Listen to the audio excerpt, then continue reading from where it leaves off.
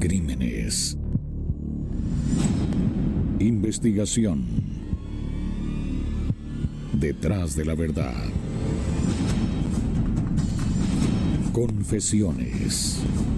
Asesinato, asalto, fraude, secuestro, drogas, robos.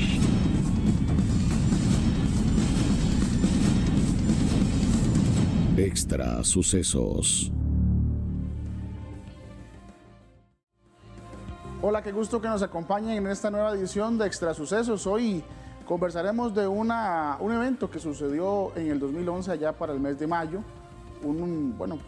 Lo que llaman desde aquel momento la fuga más sangrienta o el intento de fuga más sangrienta en la historia de los centros penales de Costa Rica.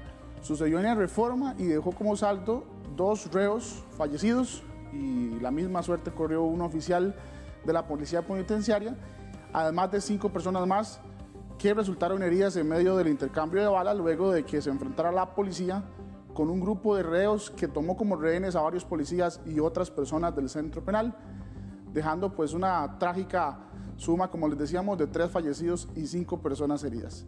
A continuación les vamos a presentar la noticia que preparamos para entrar en contexto de lo sucedido y próximamente les comento quién es nuestro invitado de hoy.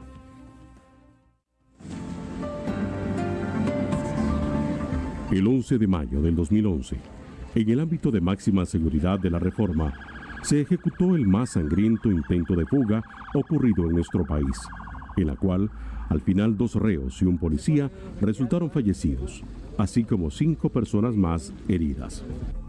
Fueron 7 presos, entre los que figuraban Erling Hurtado y Joel Araya, como los principales autores del hecho, quienes comandaron el motín y ataque con el que avanzaron hasta el portón de acceso principal del centro penal alajuelense. Hurtado estaba recluido tras participar en el mortal asalto al Banco Nacional de Monteverde, mientras varios de sus cómplices eran reconocidos delincuentes ligados al narcotráfico y homicidios en la capital. Los reos lograron retener a 15 personas, entre ellas el director del ámbito y custodios, usando granadas falsas con las que amenazaron a los oficiales para quitarles sus armas y así salir del lugar. En el avance, exigieron un bus y paso libre para escapar, pero la policía ya estaba en camino para repeler la fuga. Luego de 3 horas y media de negociaciones con agentes del OIJ, caminaron hasta la armería para salir con un arsenal. Sin embargo, los grupos especiales de choque, al ver que iban a irrumpir en esa zona, tuvieron que emprender contra el grupo en legítima defensa para repeler los ataques. En el intercambio de balas, murieron los reos Erling Hurtado y Johnny Rodríguez, mientras el oficial Francis Moisés Morales Fallas, de 39 años, falleció en el Hospital México, a donde lo habían trasladado tras el incidente. Tras evitar la fuga, los agentes detuvieron a los reclusos Johnny Jiménez García, Jesús Rojas Miranda, Josué Hidalgo Mayorga, Juan Carlos Robles Chávez y Joel Araya Ramírez.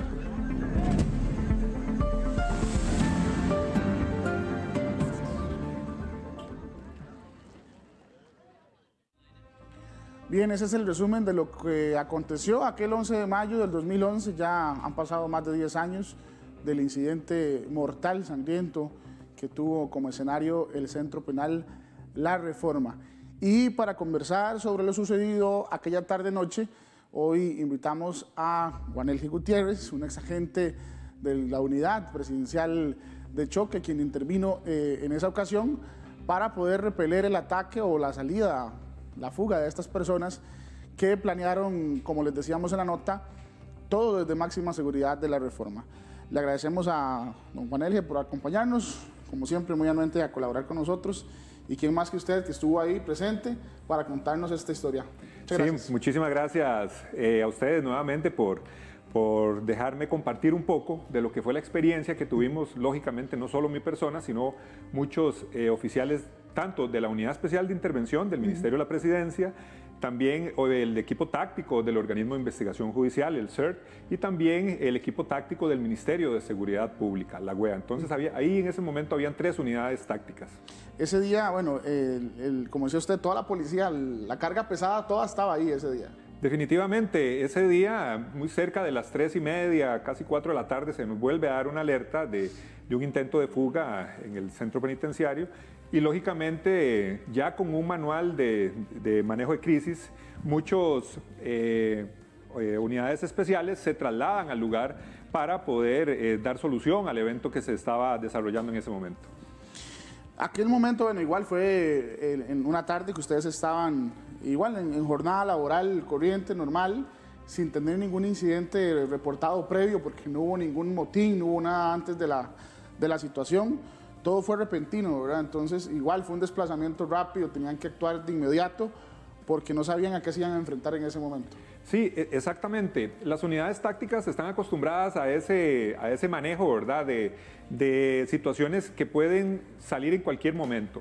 Por eso, nosotros cuando estuvimos en este intento de fuga de la reforma, igual se nos da una orden de alerta, se nos dice está sucediendo algo, pero en esos momentos las unidades tácticas lo que hacen es prepararse, llegar a los vehículos, saber quiénes van a participar e inmediatamente nos desplazamos al lugar. Interesante es que cuando ya llegamos precisamente a lo que es el centro penitenciario, la reforma, por lo menos la unidad especial de intervención, lógicamente viajábamos por la ruta 27, que era la ruta que ya estaba habilitada en ese tiempo, entonces fue muy rápido viajar de la Sabana, donde estaban ahí nuestras oficinas, desde la Sabana hasta lo que era el centro penitenciario. Ahí cuando llegamos, lógicamente, estaban los oficiales de fuerza pública haciendo retenes, la policía penitenciaria también, y se nos indica de que hay un grupo de personas bajo una sábana, aproximadamente 19, 20, nos decían que venían todos debajo de una sábana y estaban rompiendo una malla que daba aún dentro de la reforma,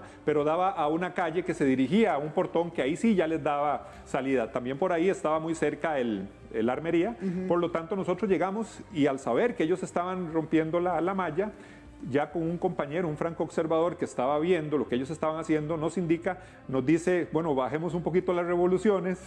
Importante en esas situaciones de estrés y de crisis, sí. Bajemos un poquito las revoluciones porque ellos están cortando una malla con una tipo cegueta y se les iba a llegar un poco de tiempo salir todas las personas que venían por esa malla. Eso nos da oportunidad a nosotros, como unidad especial de intervención, de empezar a planificar y esperar las órdenes que se nos iba a dar de un puesto de mando. En ese momento ustedes todavía no tenían conocimiento de quiénes eran los que estaban detrás de esa fuga, ¿verdad? Las figuras pesadas que estaban detrás de esa fuga, ¿ustedes todavía no lo sabían? No, en ese momento, como una unidad táctica, lógicamente se nos plantea el panorama, nos dice, hubo un motín, vienen privados de libertad con un grupo importante de funcionarios de la penitenciaría, policías de la policía penitenciaria y también personal administrativo.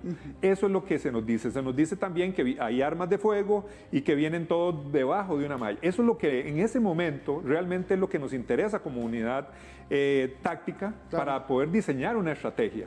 Indiferente es, lo importante es saber que hay armas de fuego en esa situación.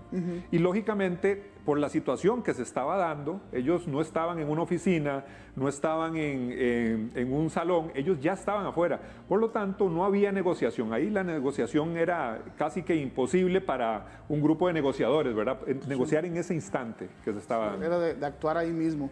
Era de actuar. Usted, bueno, me dice que en primera instancia no conocen quiénes son esas personas. Pero una vez que saben que participa de esa fuga Erling Hurtado y Joel Araya, ¿cómo toman ya una vez que saben esos datos, cómo toman el actuar? Porque evidentemente no va a ser igual con otros reos que no tengan alguna experiencia. Primero Joel en fugas y después por el antecedente tan reciente de Erling Hurtado en la situación de Monteverde, ¿verdad? Sí, eso es un tema interesante porque muchos de los que estuvimos en Monteverde prácticamente éramos los mismos que íbamos a ese momento a la reforma a lograr ese trabajo. Ahí lo interesante es que aunque la gente o los que nos escuchan crean que no es posible, nosotros en ese momento, un estado de tanta ansiedad y estrés que se maneja, es casi imposible empezar a pensar de quiénes eran los sujetos. Se nos dijeron, se fugaron de máxima seguridad, eso fue todo. Nosotros nos damos cuenta de que las personas que estaban en fuga era Joel Araya, entre ellos Joel Araya y Erling Hurtado, hasta después de que la situación estaba totalmente controlada. Después de eso se da el reconocimiento de las personas que fueron las que estuvieron involucradas en esa toma de rehenes. Antes no.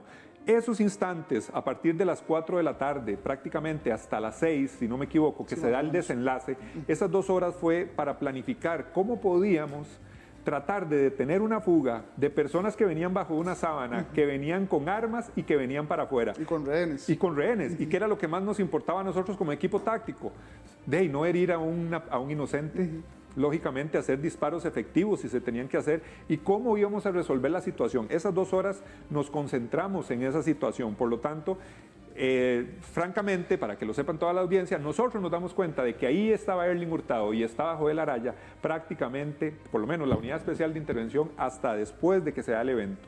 Finalizando es que ya ustedes tienen Finalizando nos dicen eran fulano y fulano los que venían ahí, parte de los privados de libertad que traían rehenes. Hay eventos, como usted decía, que marcan un precedente como es Monteverde. Ustedes tuvieron que esperar muchísimas horas para ingresar en Monteverde. Este fue más rápido, ¿verdad? Fueron 2, 3 horas. Entonces, me imagino que el tener más acceso o tener más facilidad para entrar también genera como cierta ansiedad, ¿verdad? De saber en qué momento se entra, cómo se va a dar la orden, la comunicación que hay interna. ¿Cómo fueron esos momentos previos? Porque la unidad igual debe tener mucha concentración precisamente para lo que usted me decía, claro, para ser acertados a la hora del ingreso. Sí, ahí, primero que nada, cuando llegamos, entramos, pasamos por el portón de la Reforma, parqueamos nuestro vehículo y lo primero que nos señalan sobre la calle, nos dicen prácticamente a 50 metros se veía el bulto de personas que estaban junto a la malla, bajo una sábana blanca. Eso es lo que nosotros inicialmente vemos. Nos quedamos ahí estacionados, preparando la estrategia que íbamos a utilizar, esperando órdenes, e inmediatamente un compañero ya ubicado sobre uno de los techos de un comedor que daba directamente hacia donde ellos estaban, nos empieza a indicar, ok, hay tiempo porque ellos son casi 19, como 20 personas, podía decir él, contando las piernas. Nos dice, hay una mujer, ¿por qué? Porque la muchacha que iba, la señora iba en enaguas, podía identificar, bueno, parece que hay pantalones de la policía penitenciaria por el color verde del pantalón, los otros también. Claro, no nos podemos confiar en eso porque se pueden cambiar de ropa, claro, pero sí teníamos una idea de cuánta gente había ahí. Cuando el compañero, desde que está dando información, nos dice, hay tiempo, eso nos da chance de empezar a planificar. Y lógicamente toda esa información se da también al puesto de mando. ¿Y qué es lo que hace el puesto de mando? Elaborar estrategia, ver si se puede negociar o no. Hasta el momento que nos dicen, de ahí no sale nadie y ustedes resuelven la situación. Ese fue el momento. Ese es el momento clave, ¿verdad? Pero ¿cuál fue el empujón final para que dijeran, bueno, es aquí? Porque entiendo que ya es cuando ellos empiezan a llegar a la malla de la armería, en que les dicen a ustedes, ya ahora sí no hay espacio para más movilidad, porque si ellos logran cruzar la armería, pues obviamente iban a tener un arsenal, claro, para salir del lugar. Entonces, tal vez usted me lo precisa, sí, si ese fue el momento clave para decir, bueno, sí, es ahora o se nos puede salir de control la cosa. El momento clave que se nos da la orden a nosotros es cuando ellos ya abren el boquete por esa malla y empiezan a salir las personas por ese boquete. Ya ahí ellos dan a la calle. Importante eso, cuando ellos salen de ese boquete, al frente de ellos, prácticamente al frente, al otro lado de la calle, estaban los oficiales del equipo táctico, del CERT, del OIJ. Prácticamente detrás de ellos están los oficiales de la Unidad Especial de Apoyo, lo que es el equipo táctico del Ministerio de Seguridad Pública. Pero ellos salen y agarran, por decirte algo, a su mano derecha, a bajar por la calle hacia donde nosotros estábamos, que ahí está la armería y está el portón de salida. El acceso principal. El acceso principal, digámoslo así, es un acceso para salir ya a la calle. Y ahí estaba la armería. Cuando ellos salen, a nosotros se nos da la orden que ya nos bajemos del vehículo y caminemos hacia ellos. Entonces, ellos venían bajando por la calle, venían saliendo de ahí y nosotros íbamos hacia toparlos, hacia ellos. Prácticamente llegamos a estar 3 metros, 5 metros delante de ellos y ellos gritaban improperios, nos apuntaban con las armas, le apuntaban a los rehenes lloraban, gritaban que por favor nos quitáramos, porque ellos decían que si no nos movíamos de ahí ellos iban a matar a todo el mundo. Habían palabras improperios, váyanse y tal porque vamos a matar a todos. Bueno, claro, fueron momentos de mucha tensión, esos instantes donde ya estamos frente a frente y donde ya el puesto mando se nos dice, de aquí no sale nadie. Claro. Los que van adelante, como dicen, literalmente tienen que poner el pecho a las balas, ¿verdad? Y en ese caso es el escudo. Llevábamos Ustedes 2 escudos. Correcto. Ya escuchan donde hay intercambio, hubo intercambio en ese momento. ¿Cómo fue ese ya momento de choque que llama uno, que empieza ya la situación más tensa? Ese momento, lógicamente, como muy bien lo decís, es muy tenso. Vamos con 2 hileras de oficiales directo hacia donde ellos con escudos balísticos al frente. La estrategia era tirar granadas sonoras, que son unas granadas flashbang, les dicen, ¿verdad? Que lo que hace es un fuerte sonido y un destello, entonces la persona queda un poco atolondrada, digámoslo así, y por el tema del destello de luz también. Esa fue la estrategia. La estrategia fue cuando mientras ellos gritaban, lanzaban improperios, 2 compañeros, y ya después de nosotros estar en la línea de fuego, identificando que tenía armas, ellos lanzan esas granadas, se da el destello y ellos, todos los privados de libertad y los rehenes venían amarrados. Cuando ellos ven las granadas, me imagino que pensaron que eran granadas de fragmentación, granadas reales, y a la hora de moverse, todos se fueron al suelo. Aún así, los delincuentes, les da oportunidad de accionar desde el suelo, prácticamente de accionar sus armas contra los escudos de los compañeros que iban al frente. Claro. Lógicamente, se devuelve el fuego y ahí, con pocos disparos, se neutralizan a los 2 delincuentes que tenían armas de fuego. Importante señalar que un oficial de la seguridad penitenciaria salió herido, mortal, con arma de fuego, y fallece luego en el hospital. También un oficial de la seguridad penitenciaria, si no me equivoco, si era de seguridad penitenciaria, recibe una puñalada por su espalda, pero gracias a Dios, por la emergencia, por la atención inmediata de paramédicos que llegaron al lugar de inmediato, le lograron salvar la vida. Sí, es que en ese momento, bueno, yo recuerdo que estaba desde unidades tácticas, policiales, cuerpos de rescate, bomberos, o sea, todo estaba concentrado en ese momento, y además no sé si tal vez por estrategia o por cómo se fueron dando las cosas, ya había cierto grado de oscuridad, como vemos en las imágenes, entonces eso también dificultó un poco el hecho de poder salir para los privados de libertad, ¿verdad? Pues ya había poca luz, esa zona no es tan visible hacia la parte de afuera, hay como una especie de rotonda, si no me equivoco, donde uno ingresa. Entonces todo eso también se juntó para que ustedes ejecutaran el acto final. Sí, lógicamente todo eso complica más la actividad policial que a los delincuentes. ¿Por qué? Porque nosotros como policías, en ese momento, lógicamente no íbamos a hacer disparos comprometiendo la vida de un rehén. Eso sería para nosotros o para cualquier oficial de una unidad táctica, bueno, eso es una pesadilla, digámoslo así. Claro. Y bajo el estrés, bajo la tensión y bajo la oscuridad que reinaba en ese momento, lógicamente era peligroso y era muy delicado dispararle a una persona que lógicamente era un inocente. Sí. Entonces eso complicaba, más para nosotros, como policías, que teníamos que hacer blancos directos, disparar de una forma precisa, que a los delincuentes, ¿verdad? Sí, es que desgraciadamente es así, pero ellos no tienen nada que perder, ¿verdad? Claro. A la hora de arriesgarse en una situación Sí, de estas. Ustedes obviamente tienen que resguardar muchísimas cosas en la trayectoria, desde que llegan hasta que terminan, tienen que resguardar muchas cosas. Usted me decía que no sabían que era Erling, sin embargo siempre se comentó después de que si fue un desquite de la policía, de que lo hicieron dirigido a él, o sea, obviamente se llegan muchos rumores alrededor de, pero usted mismo ya me acaba de decir que no lo supieron, pero cuando se dan cuenta, ¿cómo reaccionan ustedes al saber que un criminal de esta índole también estuvo ahí tan cerca de enfrentarse por segunda vez con ustedes? Eso es algo interesante, esa sensación, porque nosotros resolvemos la situación, se dan los disparos, se caen personas heridas, los paramédicos empiezan a atender las personas e inmediatamente algunos heridos los montan en ambulancia y nosotros también por la oscuridad no podíamos identificar muy bien, aparte de que las personas que venían como rehenes estaban un poco violentas y es normal, por el miedo, por la tensión, nos gritaban, nos decían por culpa de ustedes nos iban a matar, ustedes se tenían que quitar. Bueno, hasta ellos había que controlarlos, entonces son momentos muy convulsos. Aparte de eso, ahí no terminó la situación. A nosotros como equipo táctico nos dicen, fórmense nuevamente porque dentro de máxima seguridad habían un montón de celdas abiertas. Claro. Y los privados de libertad andaban ahí para arriba y para abajo. Sí. Inclusive quema de colchones. Entonces nosotros dejamos ese escenario, los paramédicos, y entramos a máxima seguridad. Ahí duramos como 40 minutos volviendo algunos privados de libertad a la celda. La Unidad Especial de Intervención como equipo táctico y no como investigadores judiciales, nada por el estilo, nuestra misión era nada más resolver este tipo de situaciones. Casi que después de realizar esa situación volvemos a salir por donde habíamos entrado, vemos nuevamente el escenario, nos montamos a nuestro vehículo, lógicamente se puede imaginar las personas con el corazón latiendo a 3.000 por hora, ¿verdad? Un estado de adrenalina importante que uno tiene que aprender a manejar. Y cuando nos vamos trasladando en la ruta 27, ya aliviados de ya que... el regreso, fue ya entonces. el regreso, cuando todos veníamos sin herir, no había personas heridas, no estábamos heridos. Cuando nosotros venimos y antes de llegar a la Sabana, por ruta 27, entra, lo tengo muy claro, le entra una señal, yo venía conduciendo, le entra una llamada al compañero que va al lado mío y él pone una cara de asombro, ¿verdad?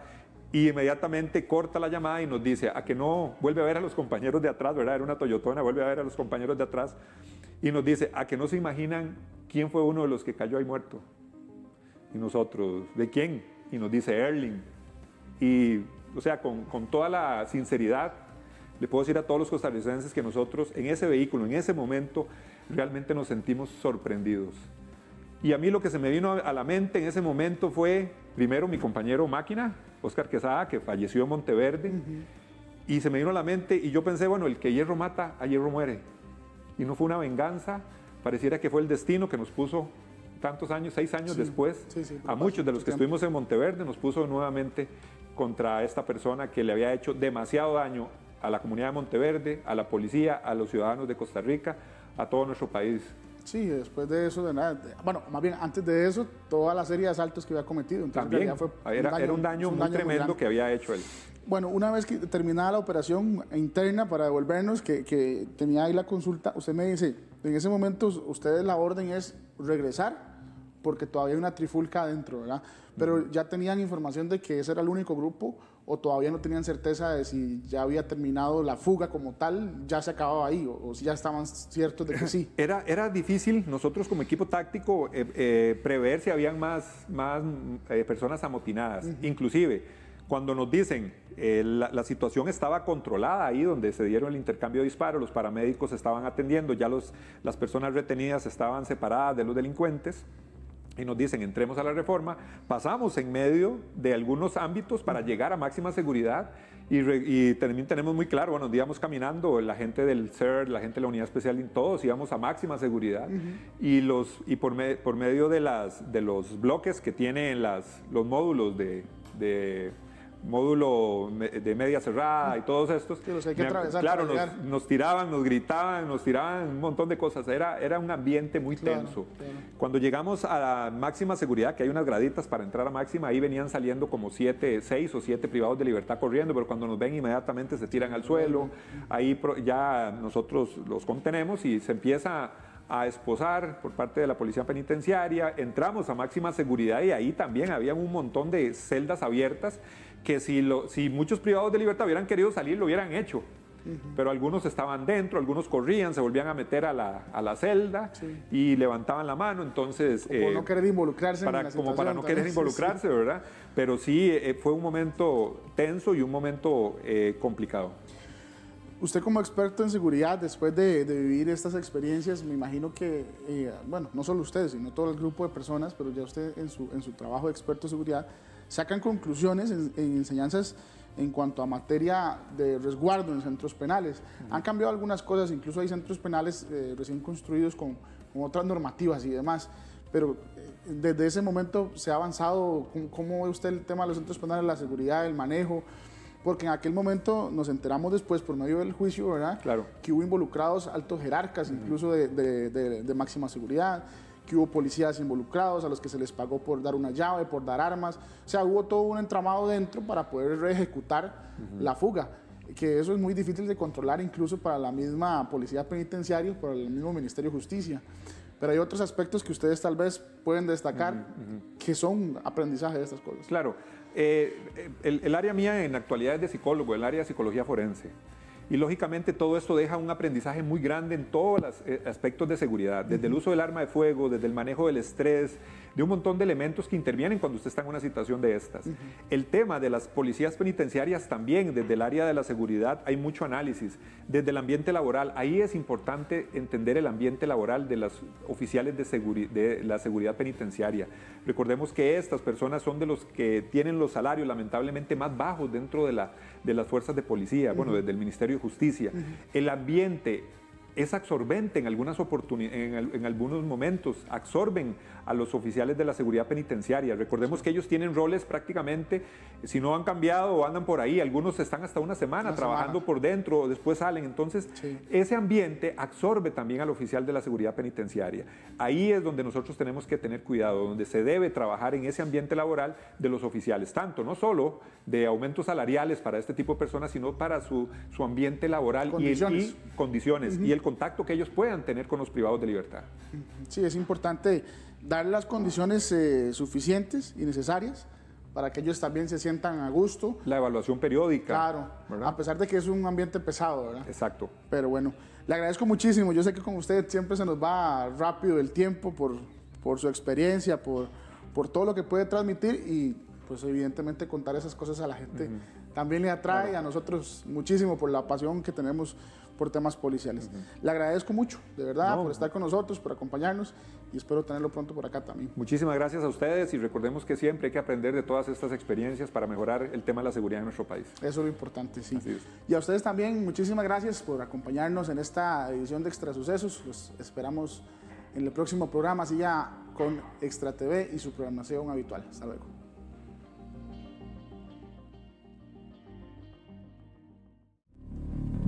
Crímenes. Investigación. Detrás de la verdad. Confesiones. Asesinato, asalto, fraude, secuestro, drogas, robos.